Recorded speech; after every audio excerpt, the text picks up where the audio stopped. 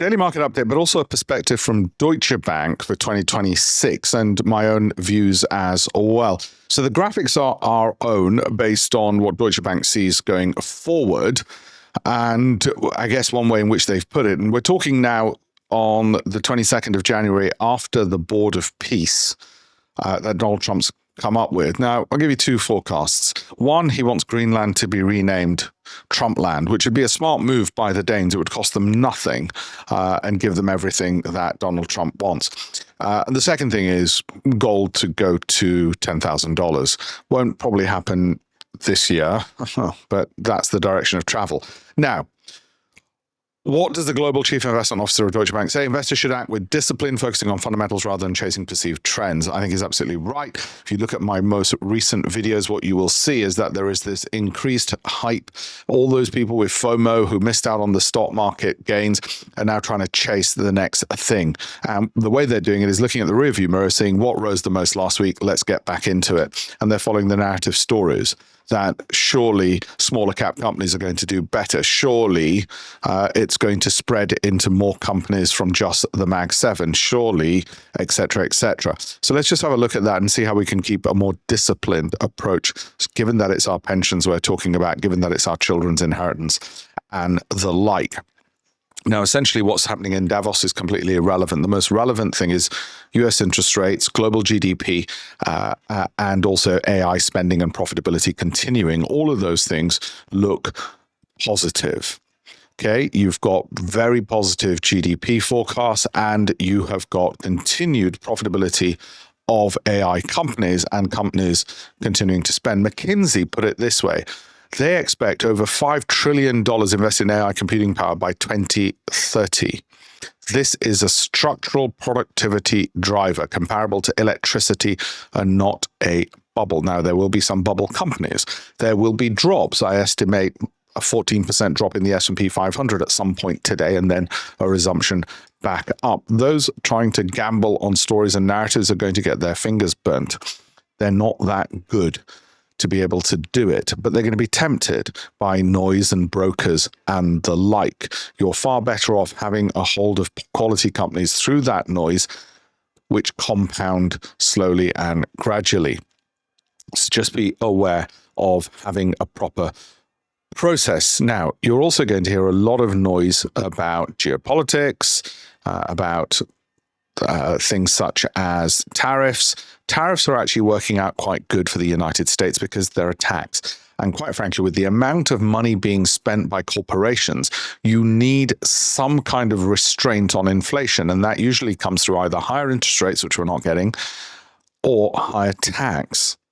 The big, beautiful bill that was passed by Congress didn't raise taxes or tariffs, it raised spending. So again, that pushed more money into the system. How do you control inflation? Why do you want to control inflation? It's not because you care about old people or the eventual value of assets. The reason you really want to control inflation for us, for our sake, and why we're interested, is because inflation, higher inflation means higher interest rates. Higher interest rates means the stock market falls. We know that direct link because it happened in 2018. It happened in 2022.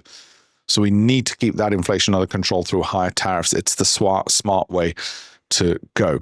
Okay, so we're perfectly fine with that. Now, this is the forecast from Deutsche Bank. 3 cuts by the end of 2026. That would actually fuel inflation. I hope it's not 3 cuts. I hope it's the promise of 3 cuts, which gets dragged into 2027. The more that carrot gets dragged going forward, the higher the stock market can continue going. Okay, for those who are looking to just chase momentum and stories and quantum and nuclear, you're going to be far better off looking at are the companies undervalued, high growth, and then leaving them well alone. Now, I'm not going to go into the details of the bond market and yields.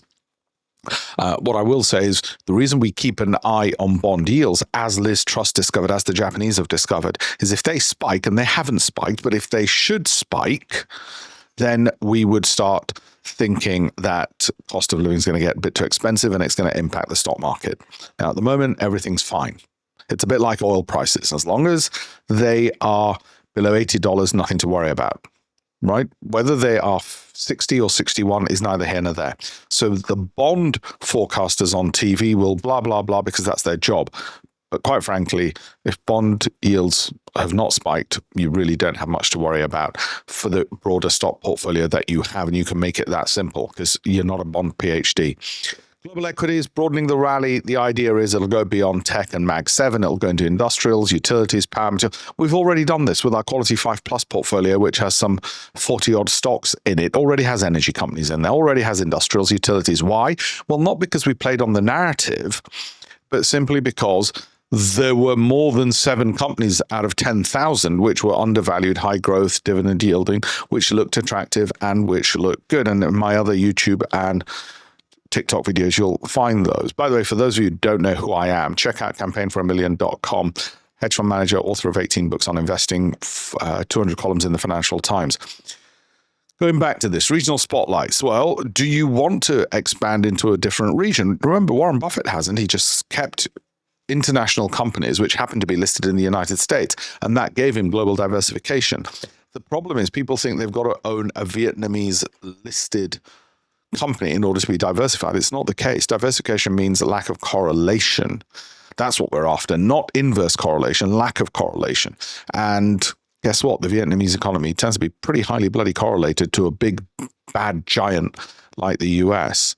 So you're more likely or just as likely to find lack of correlation amongst US listed securities as you are elsewhere. JP Morgan Private Bank at their event last week, one of their statisticians made that point that you can find diversification, low correlation, by being in your own economy, not necessarily having to look at, say, India, for instance. So if you want to, because it makes you feel bigger and cleverer, feel free, but realize that actually you don't need to do as much as you think you might. So what is the hedge, the other diversifier? Now, JP Morgan's report said this. Goldman Sachs' report says this, and now this Deutsche Bank report. The graphics are ours from the Great Investments Program, I should point out. They're not from JP Morgan or Deutsche Bank in this case. They all pointed to gold. They're all telling their wealthiest clients, go into gold. Okay, but not gold and nothing else. 5% of your holdings is roughly the rule of thumb. And that 5% is still able to take gold from what they think is going to be a target of 4,500 to what some of my sources tell me as high as $10,000 an ounce, US dollars per ounce. Okay. Have we got choke points? Yeah, we've got the rare earth choke point. Now, in 2001, the day after 9/11, I was lecturing at the University of International Business in Beijing. And what surprises the West about the Chinese is they don't think of us the way we necessarily think of them. One of the most critical ways they think of us is if everybody grows, then it's beneficial. Now, don't get me wrong. They do undertake cyber attacks on our critical infrastructure. They do monitor and spy on us in the West. But the point that I'm making to you is not that one. The point is, whilst they do all of that, they don't probably want to use rare earths as a choke point because they see a global growing world economy as something which lifts up their people. The Chinese, as a communist country, wants political stability. They want no social unrest. That is the most important thing for them. Social unrest is kept under wraps as long as the people don't get too rich, but gradually each year is better than the last year. In other words, there is growth. Chinese growth can't do it alone. It does need the rest of the world to be importing their stuff. In order to be doing that, if that means making sure they don't have a conflict over rare earths, so be it. Okay, so don't see that being a major choke point, but the West will see it as that because if it was the roles were reversed, the West would make it a choke point. And that's fine. It's not a criticism of the West.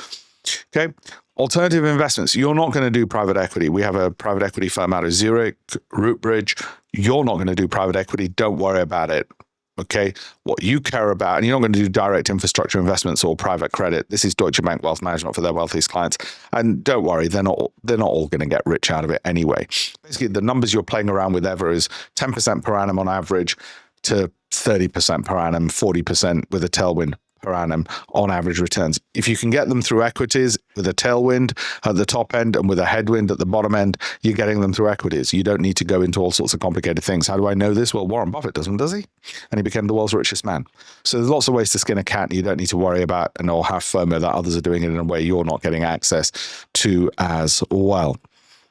Energy, energy, energy. We've got some of those energy companies in our portfolio, but you're not going to just have energy alone. I would suggest you're probably going to have maximum 5% in any given equity, okay, of your equity investments. Whatever you've got in cash will depend on your age. You might have 10% in cash. If you're young, you might have 50% in cash. And then the other 50% will have, say, 20 stocks, equities in it. Now, this is what Deutsche Bank are saying. Of course, they want active management. I'm going to suggest something in between. They want active management because they want your business. They've got passive concentration, Mag 7. Okay, fine. I've got Mag. I haven't got Mag 7. I've got Meta, Microsoft, Apple, Amazon, Alphabet, Nvidia. Now, active management, no, I don't think you should actively manage. I think what you should do is rebalance annually. And if you're not willing to rebalance annually, then you've fallen into the trap of the salesperson from the wealth management company. If you just buy and hold, they don't make enough money out of you. So they want you to actively manage. But Eugene Fama got a Nobel Prize in economics for showing they can't do it. Institutionally, it's impossible for them to actively manage and still make a return. So you're better off holding at least for 12 months and then rebalancing to get everything back to 5% each if it's 20 securities. And if you don't have the kind of companies you want to hold for 12 months and the kind of companies which, if they drop 20%, you'd want to buy more of, then those aren't the companies you should be holding to begin with. Okay. Everything else self-evident on there. So what's the forecast dashboard? It's looking pretty darn good. Okay. It's that is a dashboard for the rest of the year. That looks amazing. While you're at it, if you like these videos and these slides and everything we're producing, you want more of them, please share, like, comment. If you do any interaction at all, the algorithm on TikTok and YouTube picks up on it and sends it to more people. If we get more viewers, we do more of these. If we don't get more viewers, I don't like speaking to an empty room. I don't do any more of them. Okay, there's the risk to watch. We don't see any of those risks as being a problem. The biggest problem we see is a risk that isn't even on there. Which is it? I don't know. That's the point. The risk that isn't on there. Okay, but you can see the risk and you should read the risk. You should be aware of these risks because then you're not scared by the boogeyman, because that's what the journalists are going to try and do. They're going to try and scare you and you're going to think you're the only one who's thought about the fact that, are we going to get a return on investment? Not every company, but the ones we're investing in should be able to get a return on investment on their AI spend, for instance. Okay, so what's constructive pragmatism? US strength, AI, normal interest rates, broad equity exposure, we're fine, and 5% in gold.